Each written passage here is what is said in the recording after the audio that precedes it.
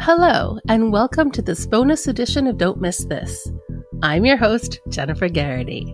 Today we're heading to the outskirts of Paris to the remarkable Louis Vuitton Foundation for an even more remarkable exhibit, Basquiat x Warhol à Quatre Mains, or Basquiat x Warhol Painting Four Hands, featuring the work of Jean-Michel Basquiat and Andy Warhol.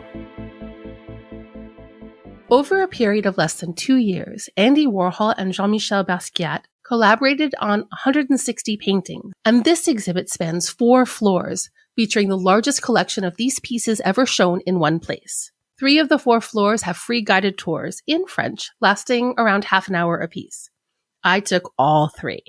Let me share some of what I learned. First, a little history.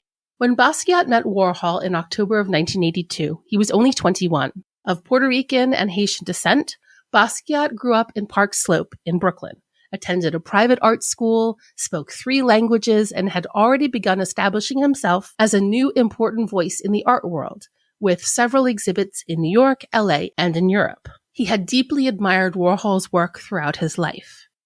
Warhol, for his part, was 54 years old. He had had a very different upbringing. Born to working-class immigrants in Pittsburgh, with a coal miner father from then Austria-Hungary, who died when Andy was 13. Andy won art scholarships and worked his way up, eventually becoming the famous pop artist, author, music producer, and creator of The Factory we now know and love. His last decade had been his least productive, but he was excited by the creators of the new music and art scene, many of whom he would often invite to The Factory. Basquiat and Warhol were officially introduced at Warhol's factory by Bruno Bischofberger, the galleryist who represented them both. Often these evenings would end with a photo of the partygoers. On this occasion, Basquiat asked Bruno to take a photo of him with Warhol, and then ran home. 2 hours later, Basquiat returned with this painting, Dos Cabezas. Warhol took one look and said, "Oh, I'm jealous. He's faster than me." This first painting is a declaration. Basquiat considers himself equal to Warhol, one of the greatest artists of the time. Andy is in one of his favorite poses, while Jean-Michel beams with happiness, his wild hair invading Warhol's space. It was Bruno who suggested the two work together with a third artist, Francesco Clemente. Apparently these types of collaborations were common, and this is basically how it worked. Basquiat would create the backdrop, Clemente would paint over it, and Warhol would silkscreen copies, creating one final work of art. Together they created around 15 pieces. This, it seems, was the beginning of a beautiful friendship. Here is a painting by Warhol of Jean-Michel as David, and here is one by Basquiat of Andy as a banana. Basquiat and Warhol worked together in secret for more than a year. In the beginning, Warhol simply pulled out some of his small paintings and handed them to Basquiat to work on.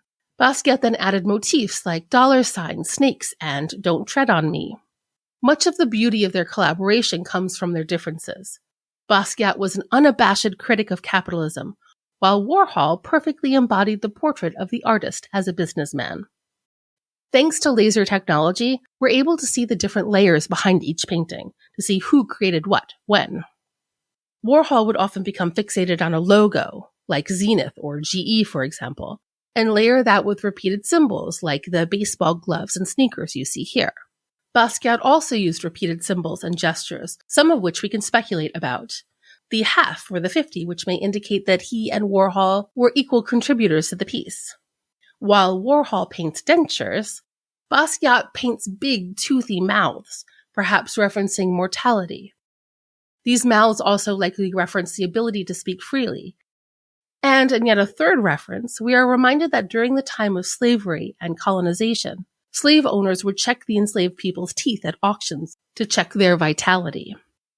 Let's also look at this painting, Olympics Rings, referencing the 1984 Summer Olympics in Los Angeles. I'll read a little from the description.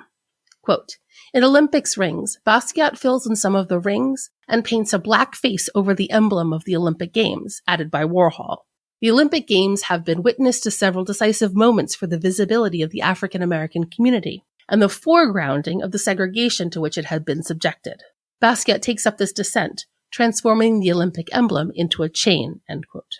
The second floor of the exhibit is devoted entirely to the duo's larger works. which they created at the factory. They worked nearly every day. Basquiat described their process by saying, quote, he would put something very concrete or recognizable, like a newspaper headline or a product logo, and I would sort of deface it, and then I would try to get him to work some more on it, and then I would work more on it, end quote. Warhol wanted them to maintain a fast pace, so he would often paint one painting while it was hanging on the wall, with Basquiat working on another laid out on the floor. On the third floor, we're introduced to a series of 180 photographs taken by Michael Halsband. 86 of them are shown here, 68 for the very first time. In 1985, Warhol and Basquiat finally revealed to their gallerist, Bruno Bischofberger, that they had been collaborating on their own. They decided to exhibit at the Tony Shafrazi Gallery in New York and arranged this photo shoot for the posters with the idea of a boxing match. Basquiat dresses the part, a nod to the fact that sports, and boxing in particular, is a realm where young black men were historically, quote-unquote, allowed to excel. Warhol, on the other hand, wears a wig and turtleneck, remaining always himself. Ultimately, 2 photos were chosen for the posters. This one, and this one. Let's quickly take a closer look at this one, because it's not what it looks like at first glance. This photo was entirely staged by Basquiat, who posed Andy and then laid his head on the boxing glove and made a face. Halsband unlocked his camera from the tripod, tilted it, took the shot, and this was the result. The show itself received almost entirely negative reviews. They implied Basquiat was using Warhol for fame, and Warhol was using Basquiat to reclaim his heyday.